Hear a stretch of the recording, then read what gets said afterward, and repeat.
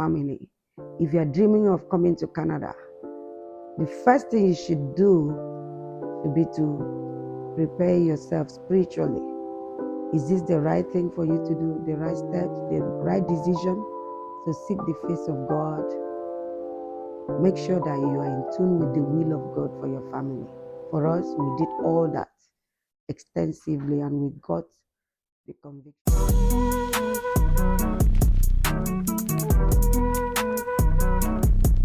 Hello guys, welcome back to my channel. In today's video, it is going to be tagged story time. Yes, I want to share a beautiful story with you guys. And I hope that this story will inspire someone to start the journey today. The story I'm going to share with you today is how myself and my family immigrated from Nigeria to Canada.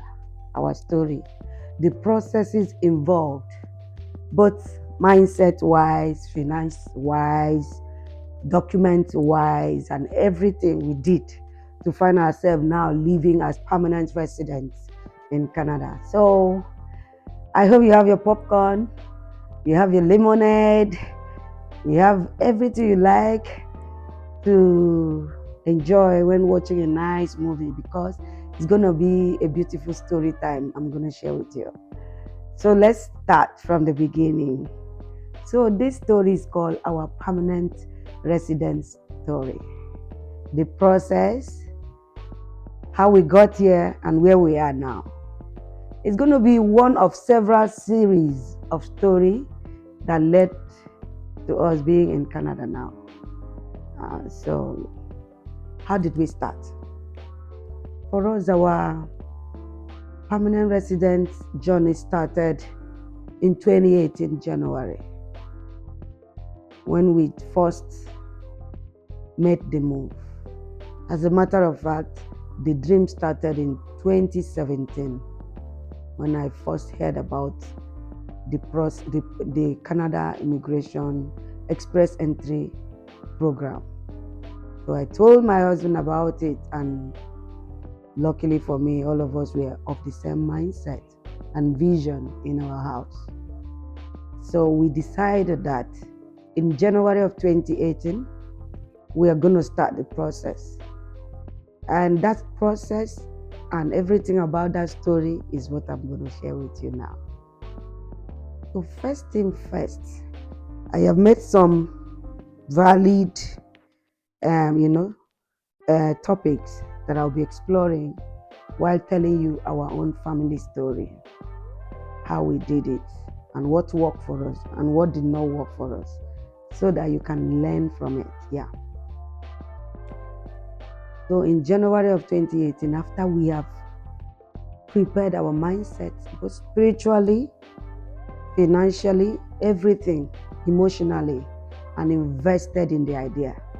So for you and your family, if you're dreaming of coming to Canada, the first thing you should do should be to prepare yourself spiritually. Is this the right thing for you to do? The right steps, the right decision? So seek the face of God. Make sure that you are in tune with the will of God for your family. For us, we did all that extensively, and we got the conviction that this is good for us before we do it, before we proceeded with the idea and the process. So the first thing you're going to do after preparing your mindset spiritually, physically, financially, and everything is to now assess yourself. Canada Express Entry is a point-based system that started in, I think, early 2015. I think so. Started in 2015. Before 2015, there were other streams of immigrating to Canada and other ways, pathways to go to Canada. They were paper-based. So this express entry system that is entirely online kind of started in 2015. So 2017, I got to hear about it. So the first step we do after deciding as a family that this is the way to go was to evaluate your degrees. So in this case, you would decide within yourself, between you and your partner or your spouse, who is going to be the primary applicant. And most times it will be the wife because they are younger. And as a point-based system of the government of Canada, the younger you are, the better chances at having a high score. Don't forget the competition is stiff inside the system, in the express entry system. So you have to put your best foot forward every time. So some couples, they choose the wife depending on the age and educational qualification. So, and in other family dynamics, you will see the man having masters and the wife having BSc, first degree, but does not have another degree, additional degree to get herself extra points, but she's younger. So the dynamic varies from family to family. A woman might be younger, so she stands a better chance to be the primary applicant because the younger, the higher points. But the man may have masters and the woman stop at the first degree, or it could be the other way around. So for every family, the story is not the same. So the first thing every family should do is you decide who is going to be the primary applicant. Is it the wife? Does she have the master's degree required to competitively be in the express entry pool with others competing all over the world with people, candidates in the pool? Does she have the educational qualification or the age, the right age to be there? Don't forget that. If an applicant, a primary applicant is over 45 years in the pool, your scores start to come down because the desirable age bracket for express entry is around 27 to 40. Let's just say 40 generously. It could be 35. So 27 to 40 years of age is the most desirable age to get you those points you need for the family. So first thing first, what did we do as a family? We decided between myself and my husband who is going to be the primary applicant. Of course, my husband is older than myself, but I'm younger, so I should be the primary applicant. The next thing is to decide who has the highest degree in the house, because that will also fetch you the highest point. For instance, if the BSc scores 20 in the pool, a BSc first degree, the second degree, like a master, will give you 25 points. That is additional 5 points. While a PhD holder in the family might get you up to 28 or 30. These are just examples I'm giving, but the actual point scores are there in the system. And I'll leave a link after this video for you to make references and get the accurate numbers or data. So when you decide who is going to be the primary applicant based on age and academic qualifications and years of experience, you now go ahead. Once your credential evaluation is completed between you and your partner or your spouse, you have received a report from World Education Service. That is after successfully sending it through your school to them, and they have evaluated it and send you your report that your BSc is equivalent to Canadian first degree and your master's degree is equivalent to Canadian master's degree. At this point, let me tell you something. If you have diploma, 2 diplomas, like national diploma and a higher national diploma, your score will be higher than someone that has a bachelor degree, maybe 4 years, 5 years in the university. So in Canada, the evaluation of 2 diplomas, the scores are higher, usually higher than the evaluation of 1 degree of 4 years stretch or 5 years stretch. While for example, your first degree can fetch you 18 points, while the HND and the combination of the diploma and the higher national diploma will give you something like 22. Your master's degree likely to give you 25. The PhD likely to give you 50. I'm quoting all these numbers off my head. They are not the actual. I'm just giving you example. But the actual numbers, I'm going to leave the links on this video for you to consult to those websites, please. So once those degrees have been evaluated by WES, notification sent to you, you've checked your report, you've seen what you've scored. The next step that we did, for example, for us, it took us 1 whole year for me because I was the primary applicant. My husband got his own within 2 months and had to wait for me, the primary applicant, for 1 year. There was a stretch. There was delay in my various schools, transcript missing, a lot of requests, and stuff like that. And then eventually I got my transcript over to West. And then they evaluated it. They sent me my degree, they sent me my report in December. Like 26 December 2018. After 1 year waiting. So now, lessons learned. Don't go writing English first. Because some people will just go book for exam. We're about to go to Canada. They'll book for exam with British Council or MOD, Australia, and they will write. Don't forget that those English language you are writing those exams expire after 24 months. That's 2 years. When they expire, and schools, if you are lucky to be like me, and schools keep turning you like this, bring this money, let's go to a room to process, bring this money, let's go to the registry, the results are missing, bring this money, and then 1 year pass. Don't forget, those English would now be 1 year valid in your hands. So why waste money to write English when you have not sorted yourself evaluating your degrees first? Those degrees, when you evaluate them, they are valid 5 years in your hands. While the English language, when you write them, they are valid for just 2 years with you. So lessons learned, our English expired. Due to the delays in getting all my credentials, evaluation sorted, so we had to write again. At that time, English language was 68,000. And from 68, they increased it to 75,000 the next year. I learned that it's now over 75,000, more than 75,000 now. So you will do the research with either British Council or MOD Australia, how much they are collecting now. But I will also put a link if you want in my video for you.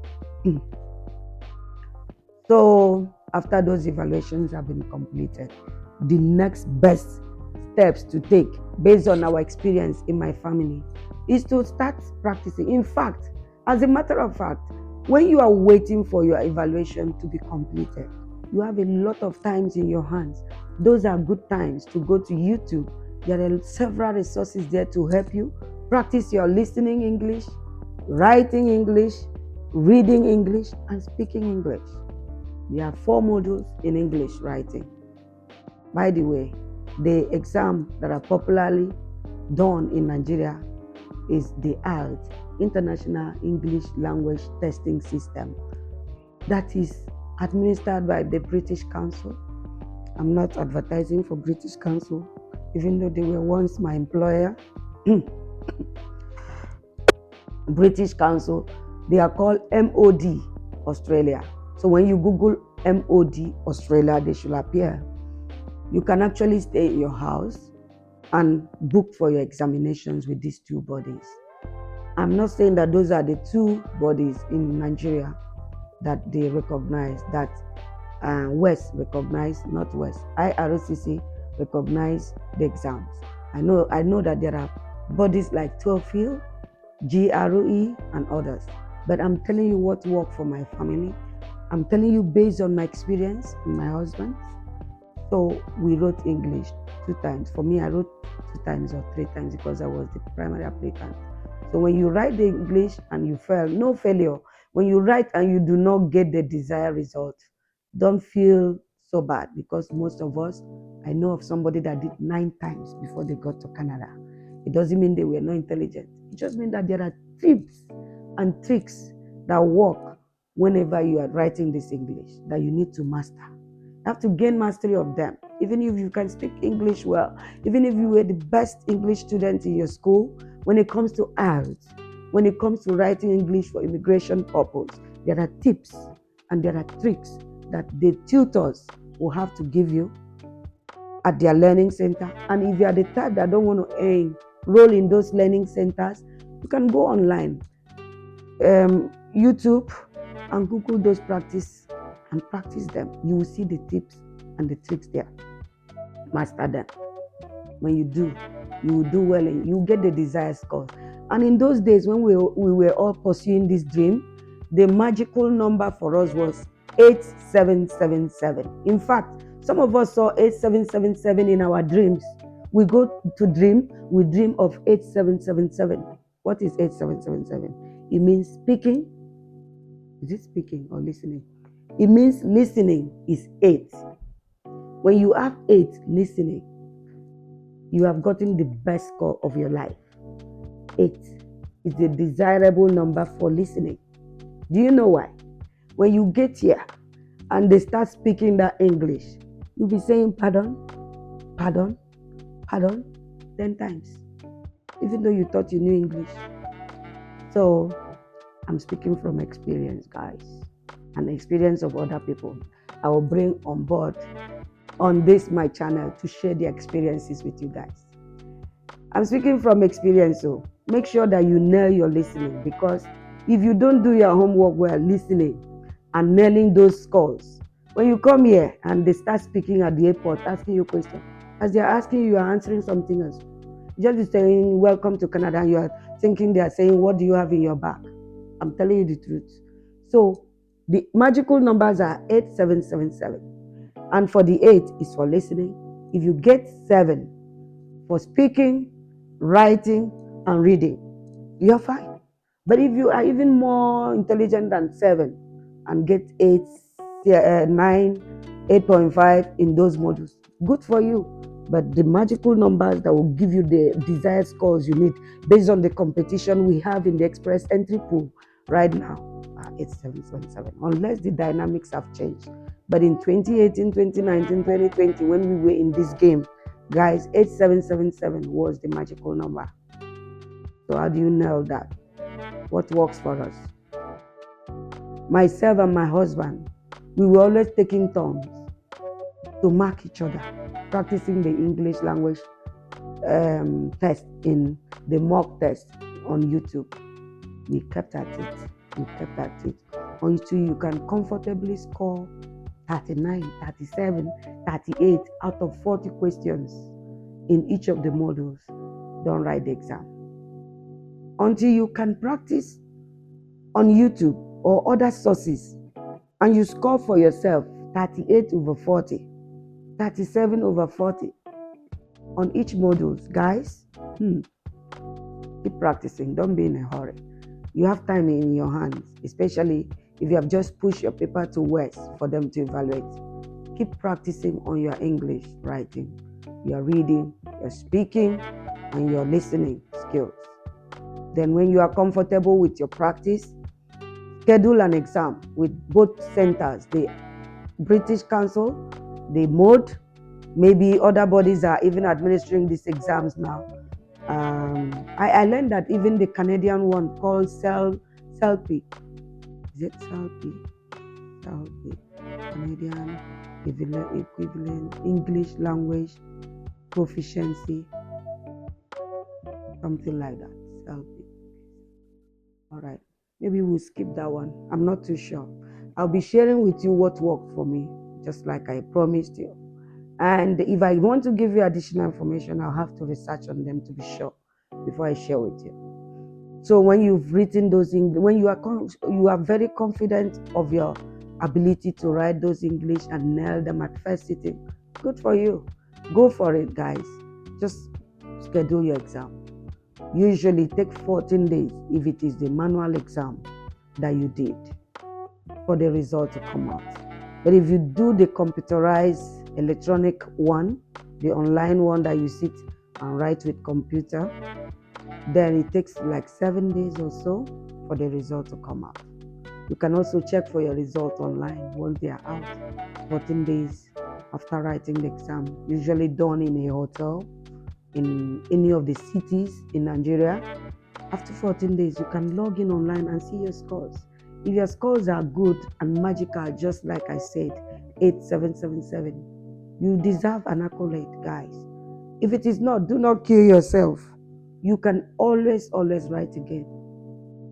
schedule again, practice, and be confident, then go in and write. But depending on your age dynamics, years of experience, and academic qualifications, you can actually use a lower score and still get in. I will come to that.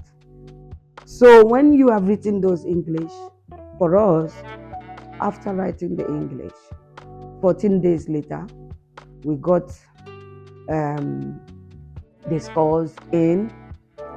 Just like I told you, the mistake we made was in January, as we were evaluating our degree, we went ahead to write the exam. That first one expired while the process for my credential evaluation was still going on. So that was the lesson I learned that I want to share with you so that you do not waste resources just as I did. So wait for your evaluation to go through. At least make sure your school have sent your evaluation or your transcript to your school, to West in Canada first, before you can, write the English test. Don't be like me. We wasted resources because we were quite excited. We were doing it concurrently, writing English on this hand and evaluating our degree on the other hand, not knowing that nobody told us, nobody warned us that evaluation can take as long as 1 year if there are complications involved. So learn from my mistakes. Now, guys, if you have written the English and if you have also evaluated your degree and your evaluation report has come in to you and your English result has been received from the examination body, you are good to go. What is the next? The question is, what is the next thing you need to do? So after evaluating your credentials with World Education Service Canada, and then you write your English language and you get your result and the report from West Canada is out, the next thing for you to do is, there is what is called NOC. You have to determine the NOC you have. What is NOC? It stands for, and that is NOC is NOC. It stands for National Occupational Classification. Some people say National Occupation Category. It can mean anything, but you can actually check the right one. Canada website. You can actually check the right one on Canada website. Just Google it. NOC. What does NOC stand for? Then how do you know what is your NOC? What is your National Occupation Classification? How do you know it? First of all, what was your degree in school? For example, I'm a supply chain specialist. So if your degree was in, maybe for example, economics, and your master's was an MBA, and then you are practicing supply chain, like I did, you will have to figure out the NOC you're going to use. When you go online and type NOC for supply chain people, you will see several NOCs that will come out. 1215 will come out. NOC 1215 will come out for sure. I know that one. There is NOC 121525 or something like that. They will all show. Now, what you will do at that point is, when you have up to 7 NOCs coming out, because you say, what is the National Occupation Category for example, supply chain? I'm going to use my career as an example. It could be, what is the National Occupation Category for administrative officers? 7 will come out. 1214 will come. Is it 1214? Yes, 1212 will come. 1214 will come. 1213 will come. One is for executive assistant. One is for administrative assistant, for example. Now you have to take time to read them line by line, the job description. I think I should get water. You have to take time to review the lines, the job description, and see whether it speaks to what you've been doing in Nigeria. When you see 10 NOCs, 10 job categories coming out under one supply chain broad umbrella. Some supply chain people manage warehouses, for example. Some supply chain people do transportations and logistics, while some supply chain people procure food, goods, and services, right? Some supply chain officers also do planning, scheduling, right? Which is like project management, by the way. So you can see that in supply chain, we have different specialization. And in Nigeria, for example, if you're a supply chain specialist, you must have specific job description you are doing, right? But on the website of Canada, when you say NOC for supply chain, a lot of them will come out. So look specifically for the one you are doing. Once you see it, make sure you tailor what you are doing. Or when you see it, choose the one you know speaks to what you are doing currently in your office. Do you know why? Because I will come to it. When you need the reference letter, it will matter a lot. Canadians want your career to align with your job description and to align with the NOC you've chosen to come to Canada, because that NOC becomes a number, like your identity in their system. So when you have determined what is your national occupation classification, like NOC 1215, purchasing officers, for example, you choose it, write it down, note the number 1215 NOC. Then what is next? You check the trends in terms of scores and frequencies of the draws. In those days, prior to year 2020, scores for Canada Immigration Express entry was done twice in a month. The frequency was upbeat, consistent. We were always expecting it. Sometimes we even simulate the day they will draw, and before even in that day, they will send the draws in. But guess what? Now, it is no longer consistent since year 2020. So people don't know what next to expect. People are always in suspense. But in those days, we know that every 2 weeks, by a Wednesday or so, the express entry draws will be done. We were ready. We were all waiting in groups online, but in Telegrams groups, in WhatsApp groups, you will see the excitement, very palpable, in those days. So now you have to check for the trends. How frequent are they drawing now? What NOCs are they drawing? Don't forget, NOC means National Occupation Category. How frequent are the ones you've chosen? Are they actually drawing them? That means, is Canada in need of those National Occupation Category you have chosen for yourself? Or do you think you should look again in the list of NOCs and choose what aligns to you, what you're doing, but what also is frequently drawn in the pool, so that you stand a better chance of being invited to join the competition and submit your application to the government. So when you have checked for the frequencies of the draw, you've checked for the trends in terms of the scores. When we started in 2018, the scores were around the neighborhood of 420, 430, 435. Sometimes it hovers around 450 and comes down to 425. Despite that, guys, when your age is not within the space, within the limit of 25 to 40, despite your English score, despite your years of experience, despite your master's degree, I can assure you, if your English was not the desirable magical score of 8777, but you have masters, you have good years of experience, if you simulate your score, guys, you'll be shocked. You will be landing around 360 or 370. It shows that your journey is a long one. So you have other options, which I also will come to it. So we have spoken about evaluating your degree with World Education Service. We've touched on writing your English after extensive practice with your spouse, being confident enough before scheduling your exam so that you don't waste money, which you will use in the long run for this journey. after writing the English, we have also talked about deciding what is your national occupation category, right? When you've chosen your national occupation category, which you can simply Google. Just Google and say, I am a police officer, for example, or I am a marketing specialist, or a banker.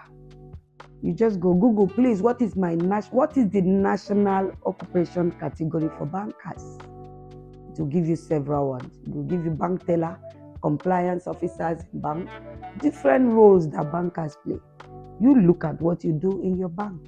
You choose what from the several lists it has generated for you. Choose the one that best suits your job description. Go to the past draws done by Canada. Check how frequent the national occupation category you've chosen was drawn, or the last time it was drawn, or is it frequently drawn, so that you know whether you stand a better chance. I'm just summarizing what we have spoken so far. When you have done all that, the next step for us was we simulated our scores. How do you do that? I'll leave the link also for you in this video. There is a place where you can go and simulate your score to know what chances you stand with the express entry, because the competition in the express entry, guys, is stiff. So you simulate your scores to check whether you stand a chance. If the scores are around 540 right now, or 450, for example, and after simulating, you see that your score is around 400. You know that the competition is stiff. You have to look for other options. There are several options that may favor you, even though your score is around 400. I will come to that as well in this video. So when you simulate your scores like that, and you see that your score is 400, for example, and the last draw was drawn, the cutoff score was 440 or 435. And you see that we still have like 30 million people in the pool.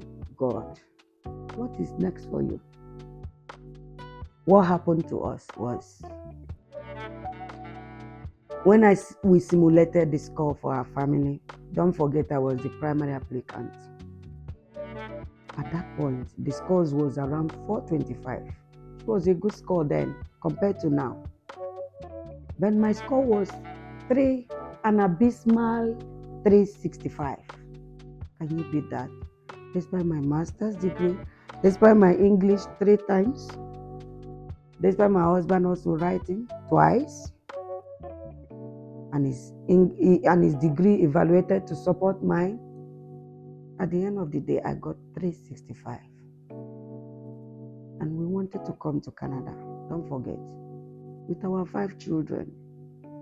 The ambition was mutual for everybody in my family to come to Canada, but the score was not encouraging. What did we do? And we were targeting the express entry, right? By the way, the express entry allows you, if you're successful, to live in any part of Canada you like.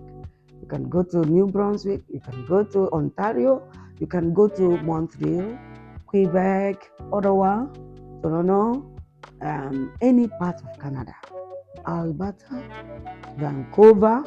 You can choose your city because you are the federal express entry candidate.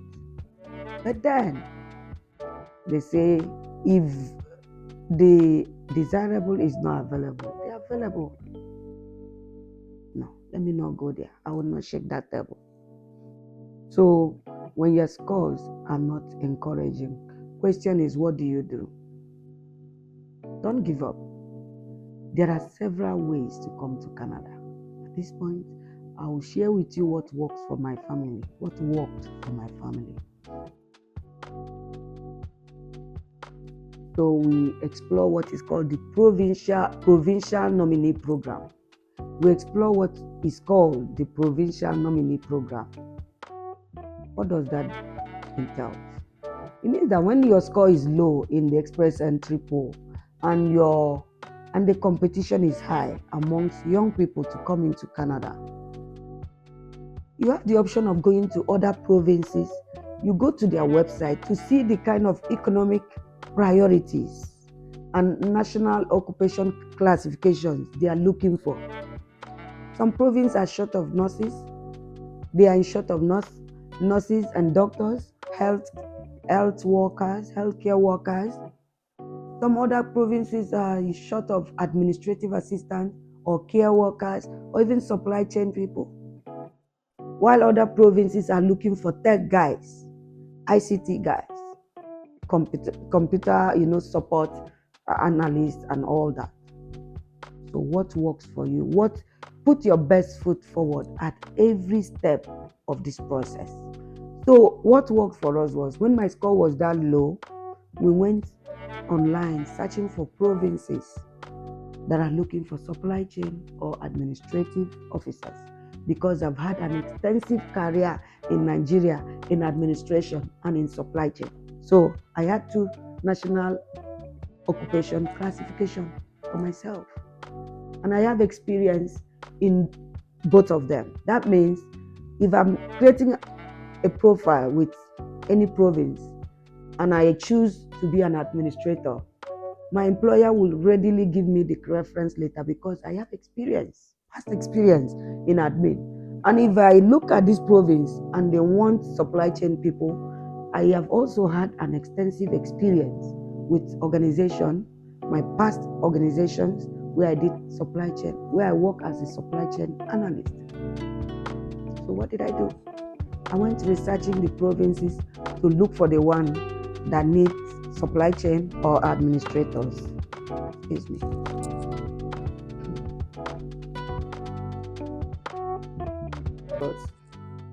We had decided that I was going to be the primary applicant for the family, while my husband would support myself with scores in relevant sections like in taking the English language with myself, evaluating his degree so that also some of his points in his education can be added to mine. So when we had made that decision as a family, we now went ahead to create. When you are creating the first, as I said, you are going to evaluate your degrees with World Education Service, West Canada. We have West USA and we have West Canada. If you are coming to Canada, of course, you are going to be evaluating your degrees with West Canada. West stands for World Education Service, and they have a website that has a green outlook. So if you open a West account and you don't see green and white as their color, know that you are in the wrong website. So when you get into, you have to create a profile, individual profile. So a husband and a wife cannot use one profile, for West. And your husband has to create his own separate profile, and the wife has to create her own separate profile.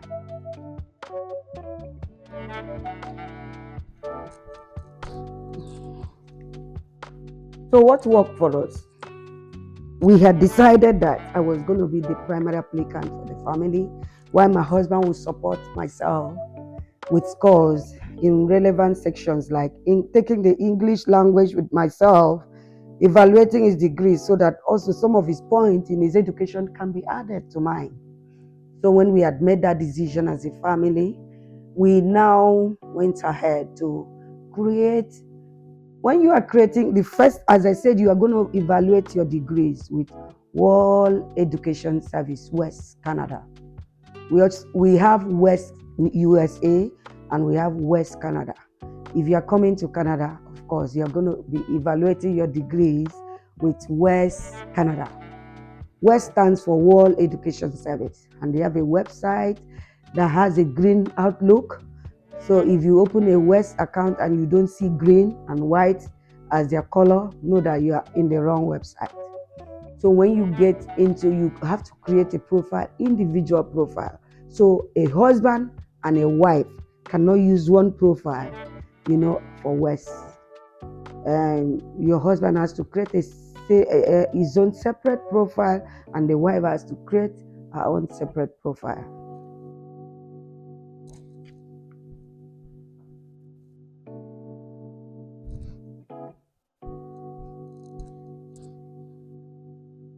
After creating the profile, You are now going to write every educational qualifications or accomplishments you have accomplished in life. Starting at some point they will encourage you to evaluate only your master's or your highest qualification. But for me and my family, I didn't want to leave anything to chances. So I put in my first degree and my master's. Sometimes they will just tell you do only your highest qualification.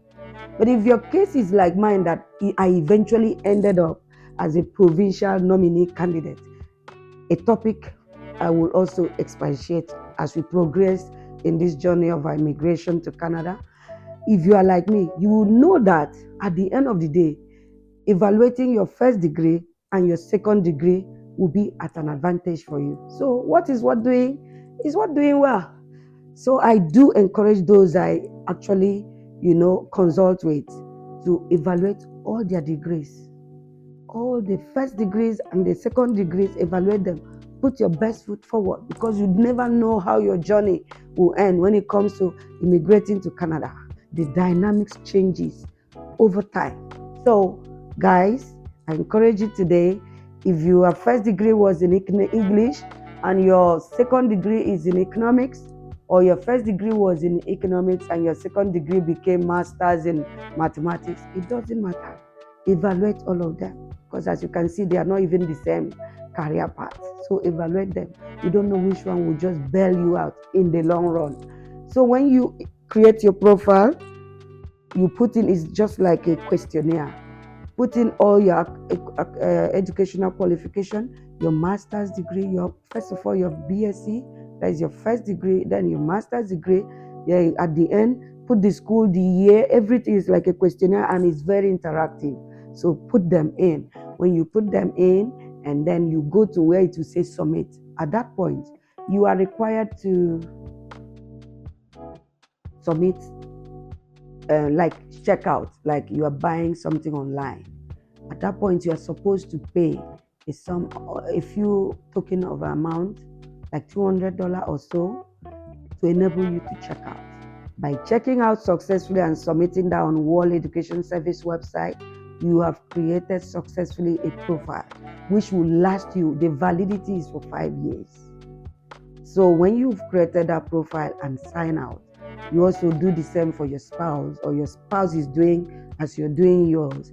So you have 2 profiles, and your degrees and everything you have accomplished in life, you have put them there, creating that profile. Now, what next after creating the profile? The next step is for you to log back into that profile and download your transcript request form. Is a PDF auto-populated or auto-generated information that you would download, because you've already put in your information there when filling those questionnaires.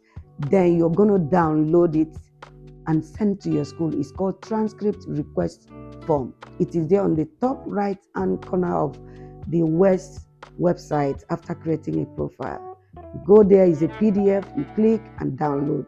You print it. If you don't want to print, now that since COVID, since the era of the pandemic, people now do things digitally. During my time, we had to print it and mail it to our school in 2018. But now, since 2020, you just download it and send it by email to your contact in school, wherever you graduated from. When you fax or email the transcript request form to your school, you now have to follow up with your school. Basically, that transcript request form is supposed to tell your school where to mail a copy of your academic transcript and your certificate to West in Canada, West in Toronto. I think they used to be in Toronto and now they're in Ontario, right? Same thing. So once you send those requests to your school, you have to follow up. If your school is like mine, you have to follow up seriously. Make sure you have somebody or contact with your school that will follow up for you, do the legwork, and ensure that your transcript is mailed out to West Canada on time. Can assure you, as soon as those degrees you listed on your profile that you created with World Education Service, as soon as those degrees are sent, the transcript are sent to West, within a space of 2 weeks to 1 month, you are going to hear from West. They would have successfully, when they receive your transcript, they will email you that they have received it. When they are working on the review of those documents, they will email you. They will communicate consistently and constantly with you until it's completed, the process. When the evaluation is completed, excuse me, they will write to you again that it's been completed. And in those days, prior to 2020, we will receive a hard copy all the way from Canada to Nigeria that this is the report. Your degree you acquired in Nigeria is equivalent to Canadian BSc or master's degree, depending on whatever you fill in your evaluation in your West interactive questionnaire form. Now, once you receive that mail out to you, but now things have changed.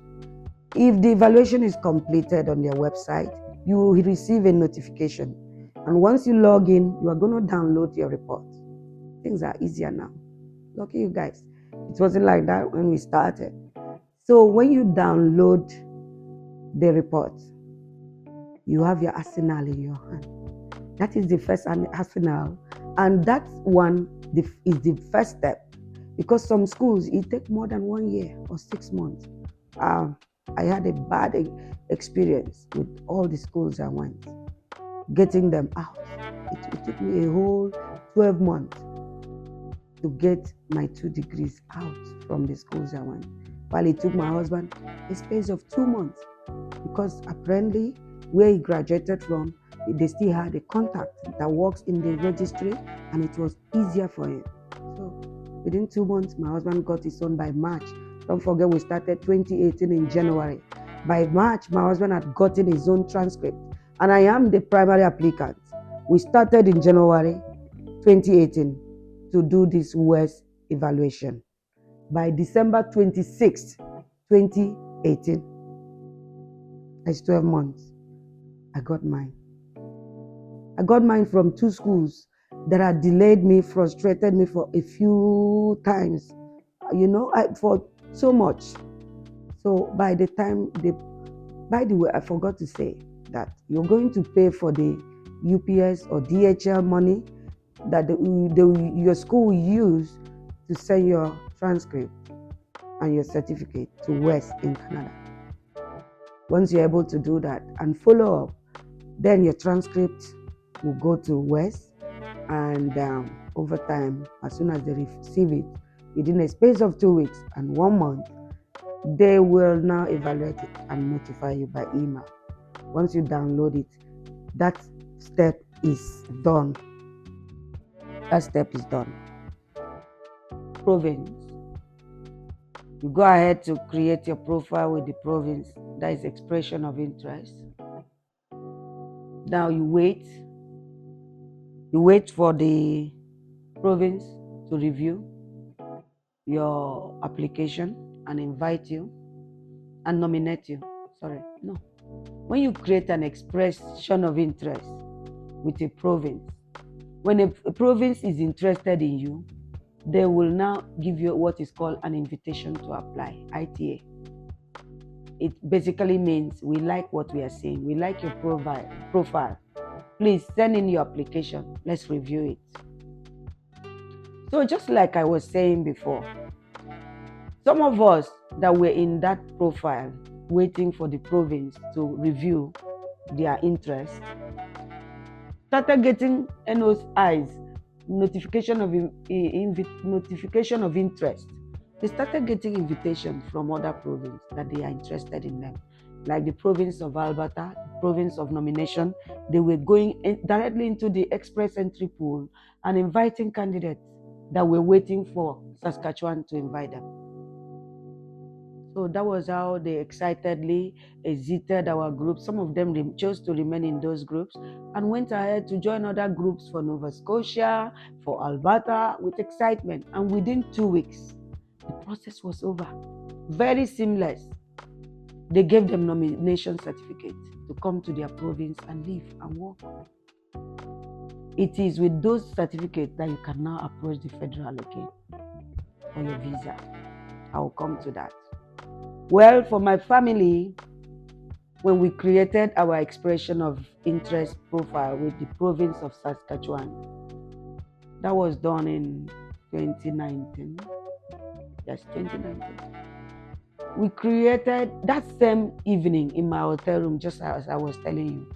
I created a profile with the province of Saskatchewan with excitement because they've just recently, that same day, they've just expanded the list of national occupation categories.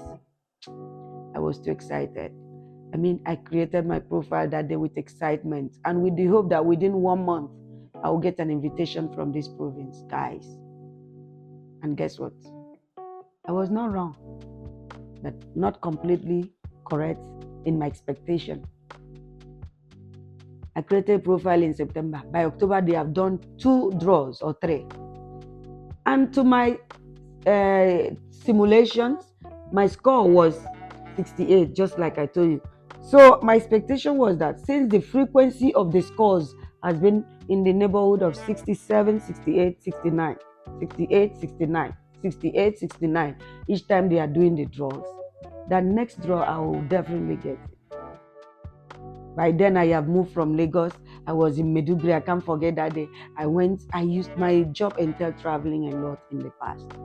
I was in Maiduguri and I just woke up. They had done a draw and the score was 68. I jumped without looking. Guys, learn from my mistakes. First of all, when you hear there is a score, there is a draw, you'll be excited. The next question is, what was the score that was used to do the draw? 68. Don't forget, my score was 68. Double excitement. But the third question is, what occupational categories were drawn from? Don't forget. That is why I say, in your steps in coming to Canada, check for the trends in terms of the scores and the frequencies of draws. Don't forget to check the NOCs used in those draws. It is one thing to draw every 2 weeks. It is another to check the score, and it's another to also check those occupation the province is calling them inviting. It's not everybody they inviting, my dear. I was in my room again in Maiduguri. I heard the news. I jumped again. Thank God the little bird they assigned to me didn't break. Guys, after jumping like frog on my bed with excitement, I now calm down and check the national occupation categories or classifications that were drawn from. Mine was not there. Will you say it's village people? Who is the village people? It's just a matter of economic priorities. What they want per time, per season. What qualifications or what kind of, what do they call it? Careers are they looking for? So nobody drew me that week or the occupation I chose, which was an administrator. Despite all my excitement, I was deflated, my confidence and my hope. Well, I picked up myself again, consoled myself, and looked forward because every 2 weeks there was consistent draws. Guys, that was in October. As a matter of fact, 2 draws were done in the month of October. They kept drawing people from that score 68, which was my score. But they would not invite administrator. My national occupation classification was 1224. 1224. I cannot forget. Man, I kept hope alive. There is hope. They are in my neighborhood 68. So it's just a matter of time. They will draw us. I kept waiting, kept praying. I can remember vividly, I have done all the tour of trainings for my organization, Lagos, Maiduguri. Then I got home to Abuja. I told my husband all my excitement and how when I dig deeper, I could not see my national occupation category being drawn. We console ourselves, we look up with hope, and then I can remember vividly on October 31st. I wanted to go to bed. I said to my husband, the next day is my birthday, November 1st. There is nothing more that I really want from God than to get an invitation from the province of Saskatchewan. You can imagine the power in the word. I really want to get an invitation from this province when I wake up. So we went to sleep that night, 31st October 2019. Around 3 a.m. I don't know what woke me up. It was too early to wake up because considering I went to bed around 11, woke up around 3. The first thing, and guys, let me tell you another thing. When you are applying for Canada immigration journey, you will always be checking your phone. As a matter of fact, even when we landed here, it became a habit. I keep checking my phone. I don't know what I'm still checking my phone for till today. After 1 year in Canada, I'm always checking my mails, checking my phone. One day, God will deliver me from that bad habit. I pray. Is it a bad habit? Well, when you were applying and looking forward to immigration and all that, you were always expecting something, I believe. So it's not a bad habit. It is a matter of expectancy. You were always expecting something. Because of that, you were always looking at your phone. It became a habit. So I remember going to bed and saying that little prayer that I wish God would give me a birthday gift, an invitation from the province of Saskatchewan. I went to bed. 3 o'clock, I woke up my husband. I said, wake up, Oga. The letter is here. My husband said, what? What in his sleep? I said, the letter is here. 3 a.m. This guy jumped. He jumped with excitement, broke his phone in the process. He can never forget that morning. He broke his phone with excitement. Guys, through to my prayers, God answered it on my birthday, November 1st, 2019. I woke up, I saw a letter from the province of Saskatchewan. And this letter will be displayed here. Don't worry, I will share it with you. Telling me that they're interested in me and my beautiful family. I should submit my application. That is called Invitation to Apply, an ITA. The whole family was euphoric with excitement. We were so excited. The next morning, which was my birthday, I went to my office that day with so much excitement and giddiness. Guy, I was so happy. Then we started the process of preparing our documentation, myself and my husband. If you have a large family like mine, guys, trust me, the paperwork will be massive.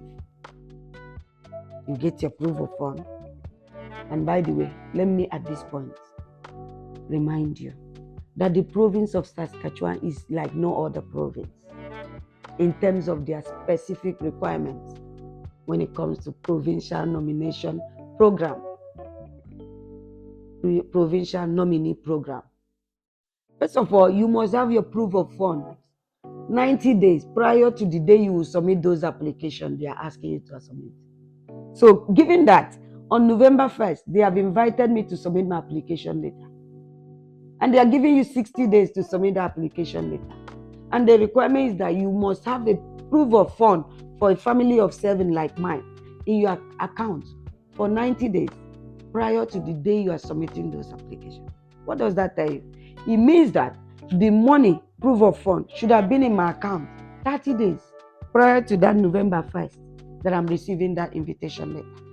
So that I can now wait for 60 additional, 60, yes, good. They are giving you 60 days, right?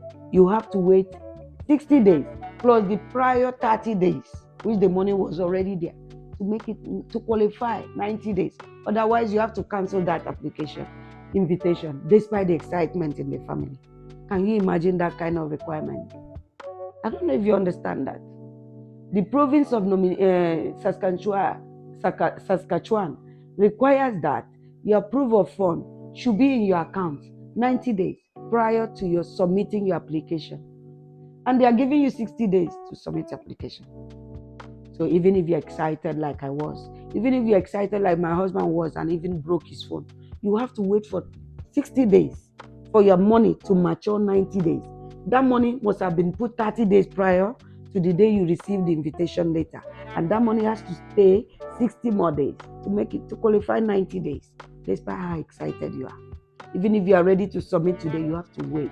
Otherwise, if you do submit those applications, it will be returned to you because you did not meet the requirement of a proof of fund sitting in your bank account for 90 days. Please take note. Lessons learned. So many people are falling victim just because of this detail, this little detail of proof of fund staying 90 days. Other provinces may not require this, but for the province where I live currently, you must have your proof of fund 90 days before you submit your application. It is not 90 days before you receive the invitation to apply. No. It could stay 90 days before you receive the invitation to apply. But it cannot be the day you receive your invitation to apply that you will dump that money in that account. It doesn't qualify. You will simply have to decline this invitation to apply and wait in the pool for a possible repeat in the future. Nobody knows. A gamble. So if you are preparing to come to Canada and the federal pool, your scores does not look like the federal pool will remember your surname in the next 2 years, guys, start building your proof of funds.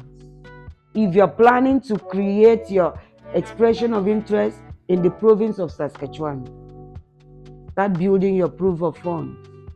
If you also have checked the trends in terms of scores, in terms of national occupation categories that have been drawn in the past and stands a better chance of being drawn in the near future, and you have created your express entry profile and you are in the process of creating your profile with the province of Saskatchewan, before you do that, take a pause. How many are you in your family? Go to their website. Check for the proof of fund requirement in your family that speaks to the number of your family. It's there. All the information are online. I will also leave a link in this video. Check for the proof of fund requirement that speaks to the number of family member composition that you have. Make sure before you create that profile, because they can call you anytime if you have good score, which is now in the neighborhood of 69 upwards. Since the time they invited us at 68 points, the frequency of 68 dropped drastically. It is now from 69 to 85. So my province, the province of Saskatchewan, is now looking for people that have relatives here or that have schooled here. They call it adaptability factor. Adaptability factor. So apparently, if your scores are not in the neighborhood of 80, and to get scores that are ranging in that range, you must have a family here or you must have schooled here. So you see, the province must have done their research and see that and conclude that people that have families here tend to stay longer in this province, or people that schooled here tend to love this province and have the best of job and are satisfied and stay here for long. So because of that, the scores went up from 68 in the past that we were given those draws and invited to apply. Now, when you look at the trends, when it comes to the province of Saskatchewan, just go to their website and check it. You will see that for the past 3 years or so, the scores have been in the neighborhood of 72, 80, 72, 82, 76, 69, something like that. So the graph is like this. Doesn't come down back to that 68 lucky numbers in those days that they draw us from. So you can imagine that. I'm going to check whether it's recorded. It's recorded. So please take note, proof of fund is very important. And by the way, at this point, I would like to share with you also that the province of Saskatchewan has a specific list of funds that can be accepted as proof of fund. If you are in a cooperative, you can actually use those funds. It will be accepted. I used mine. It was accepted. If you have pension, you can actually get a letter from your pension fund. It will be accepted. If you have the list is exhaustive, and you have to go to their website to get that list, or I'll drop a link on this video. of things you can use as pension, as proof of fund. So I can show you the list of acceptable source of proof of fund. There are certain lists that the federal may accept. There are sources of proof of fund that the federal may accept. But here in the province of Saskatchewan, they might not accept that. For example, in the federal, a family member can just dump some money in your account and call it gift deed. No, and call it a gift and did what is called a gift deed, right? It will be accepted by the federal, maybe your father or your mother. Most times, they might not accept from uncles, brothers. They might accept from your mother or your father with some reasonable explanation. I, Mr. This, Mr. That, I'm supporting my daughter with this so amount for the immigration process. This is the gift deed. Most times, that is accepted by the federal. But when you come to my beautiful province, the province of Saskatchewan, they don't accept gift deed. They just expect that within 90 days of your submitting your application, you have money there. They don't want to know how it came about, but they won't accept a gift deed. It's there on their profile, it's there on their website. You can check and verify. So, coming to the story of my own permanent resident journey with my family. When we submitted this course, we waited. No. On my birthday, they invited us to submit our application. It was called an invitation to apply. We were quite excited. And apparently, for the past 2 years, we've been on this journey. So our money was there, waiting in the bank account. We didn't need to wait for that long. We were prepared already.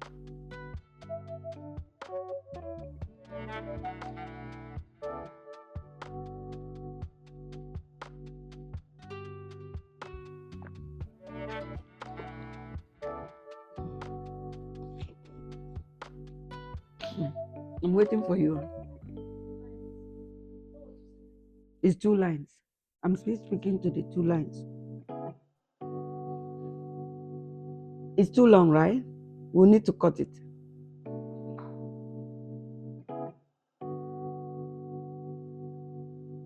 You can go now. Bye.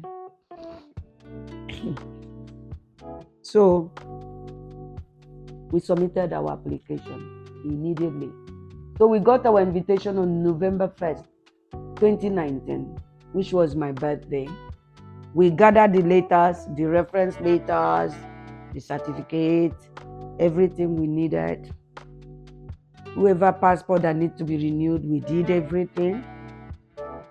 And on December 2019, 17 December 2019, we submitted our application to the province of Saskatchewan. In that application, we are now submitting to the province and waiting for them to nominate us. Do you know what a nomination from a province will do to your profile in the Federal Express entry pool?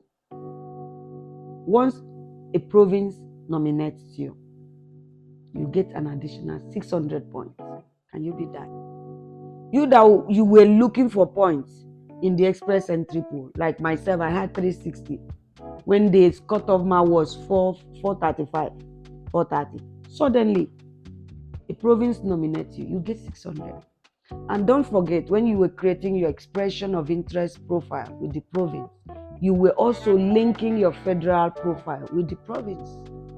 So as soon as they nominate you, after reviewing the application you've submitted, the nomination automatically triggers the Federal Express entry profile you created before. You will receive a letter from the federal telling you, oh, it seems a province is interested in you. Congratulations. And when you log in to see details. When you log in, you will see 600 sitting there majestically, 600 points. And guess what? We will see. You will also see that your profile that was 360 would have now become 960. And don't forget, you need around 450 or 435, depending on the trend for that period, to get into the competition or to be drawn by the federal. So in our own case, in my family case, we submitted our application after getting an invitation to apply on November 1st from the government of Saskatchewan. We submitted our application on 17 December 2019.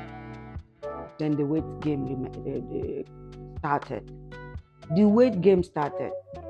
Do you know why there was a wait game in those days?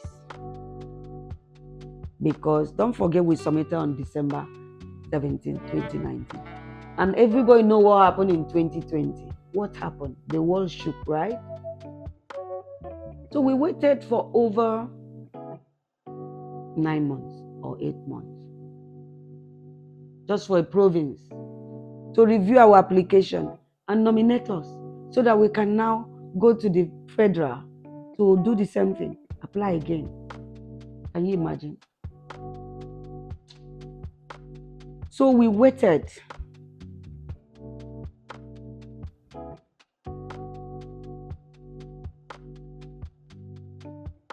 Do you think they will show?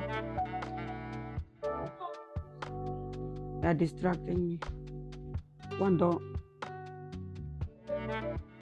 See, one.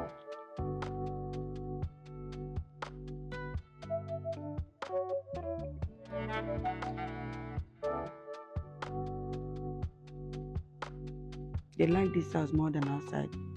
What's under? I saw something under that pillow. Oh, yeah, close the door. Let me continue. I'm almost done. Lock the door. So we waited. Things changed. We had submitted application December 2019, January, February, March. Everything changed globally. So many uncertainties about life and the future, our application, and everything in the whole world. Everybody know what happened. It was traumatic. It was painful. We waited. Did we have a choice? We had to wait. We were not alone in this journey. I'm talking of millions of people in the pool. I'm talking of millions of people in our WhatsApp groups that were waiting with us, our Telegram groups. It was mentally challenging for all of us, emotionally draining. We waited. And then I will not forget the day I got back. There is something we call ADR while doing this immigration process. ADR means additional documents required or requested. In August 12th, on August 8th, 2020, I was in Lagos again for another trip. Don't forget, I told you I used to travel a lot in my previous job. I was not home. I was in a hotel room again, and then suddenly I saw a letter. I just logged into my Express and my profile with the province of Saskatchewan. Every day, we keep checking this profile. We keep checking our letters. We keep looking at our phone for emails or anything. Every minute, I just log into my profile. 2 seconds of logging in. It's like as I was logging in, the officer in Saskatchewan was also logging in. It was like a film trick for me. I checked my profile. Everything was fine. No communication, nothing.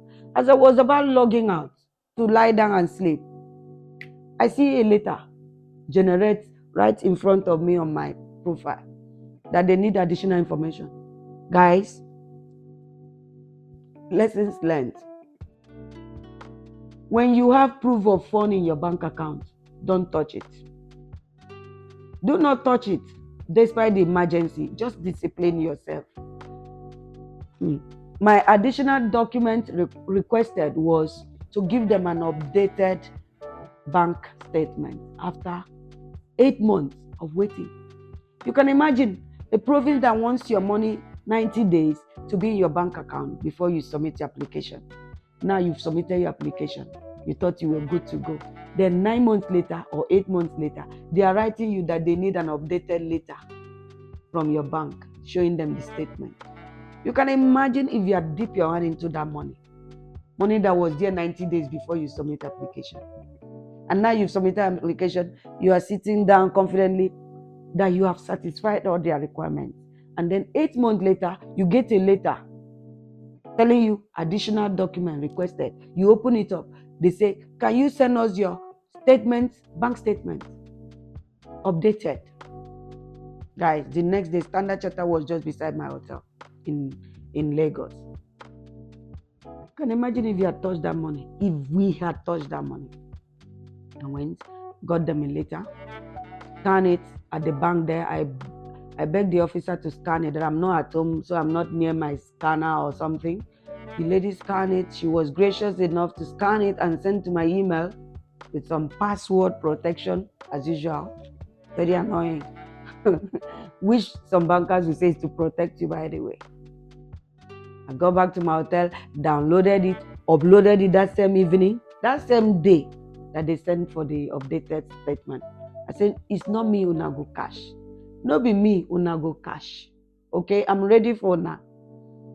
So, guys, I was shocked that 9 months later or 8 months later, someone will be writing me after I've waited this long with all this trauma in the world. The next communication I'm hearing from you is to give you my updated bank statement. With these global issues in the world, you still want an updated bank statement? How did we feed? How did we take care of ourselves? Ha, auntie, calm down. So I was happy. I was not taken unawares. So please, guys, learn from this experience. Don't touch your money. You don't know an officer that might just be handling your case and will be curious to set this trap for you. So I uploaded the letter I got from Standard Chartered, and just the next day. So you can imagine, they were ready to nominate me, but they just set a big trap for me, and I passed their trap. I jumped and passed. The next day, I got a nomination certificate from the province after submitting my statement, updated statement from my bank. I got nominated. Oh God. In those days, whenever I get good news, my family, my husband, my children are never there for me to jump and scream with them, because I was always on a mission, one mission or the other. I jumped, I danced, I danced, I jumped, I jumped, I danced. God. I relayed the information to my family, and they were also excited. My husband and my children were just jumping in Abuja. All of us was on a jumping spree. Child, they came. Odiegu. The journey of Canada is not for the faint. Canada will teach you patience. Canada will teach you to be strong, to be prayerful, to be focused, to be consistent. Canada will teach you to be disciplined. Above everything, Canada will teach you patience. They are never in a hurry in Canada. It's training. Stay with me on this journey, guys. That was how I got nominated. On my next video, I'm going to share with you in my next video, on my next video, I'm going to share with you how we proceeded from being nominated by the province of Saskatchewan, how we finally got the permanent residence from the federal government of Canada. Thank you so much for your time today. See you on the next one. Before you sign out, do not forget to subscribe, like, and share. You will learn one thing or the other from this channel. Thank you.